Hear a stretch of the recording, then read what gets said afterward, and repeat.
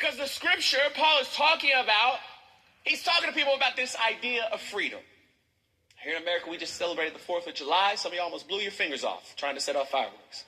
No lie. I was at my friend's house, and we went, and we got kids, so we got the little kiddie fireworks. You know, I'm past trying to blow my hands off. I don't need to do that no more.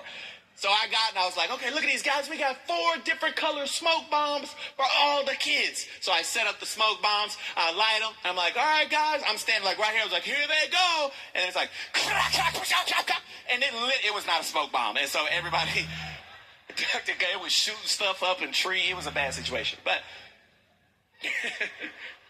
it felt like it was supposed to be a smoke. How you going to make something that's all one color and it's not a smoke bomb? Anyways.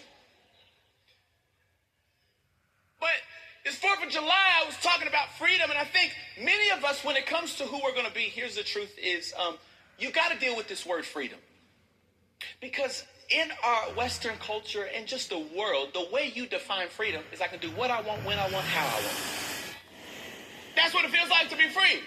Some of y'all in school right now, maybe you in high school or middle school, and you're like, man, I can't wait to get grown, so I'm going to eat what I want, when I want. Let me first of all tell you, you ain't gonna have no money. You're gonna be eating ramen noodles when you can, when you get it. You know what I'm saying? You're gonna be eating whatever you can get, whenever you can get it. But we have this idea, and we raise our kids with this idea, that at some point you'll be able to do what you want, when you want. And if you're not careful, you will mix that definition with freedom with scripture that says, who the Son has set free is free indeed. And now you think God choosing you and God equipping you is licensed to do what you want when you want. And I've heard some people, I've had to, even as I was writing the book, people were like, yeah, God chose me, so y'all can't try to change me. It's like, okay, yeah, okay. Yes. And God chose you how you were. But he loves you too much.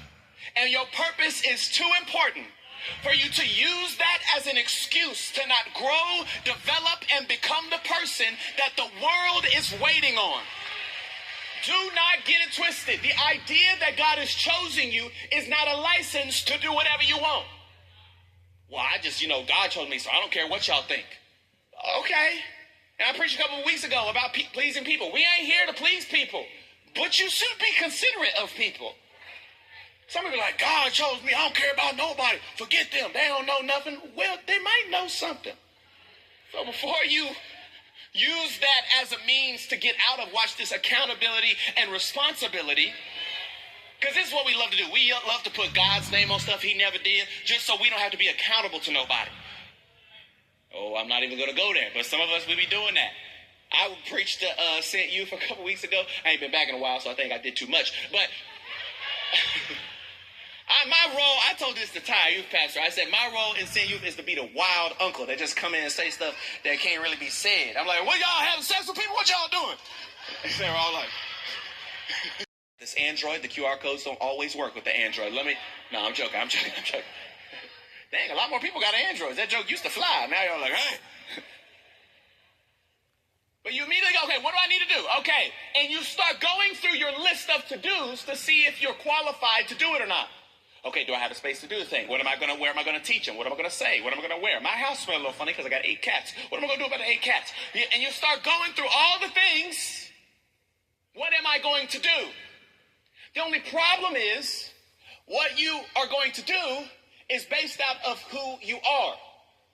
A better question is, who am I going to be? What type of leader am I going to become? What type of person am I going to be for people when they share something? You have to start with the question of who are you going to be?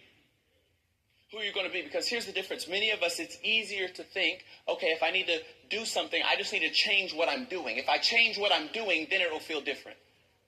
That's not the case. The truth is who you are is always going to shape what you do. How you think, how you operate. And here's the thing, what you're doing is really just going to take you planning on your calendar. Who you're becoming is about your character. These are totally different things. What you're doing is about just, can I work in some time to do something different so that way I can reach what God's called me to reach? Let me tell you, God is not giving you and choosing you to give you a to-do list so you can just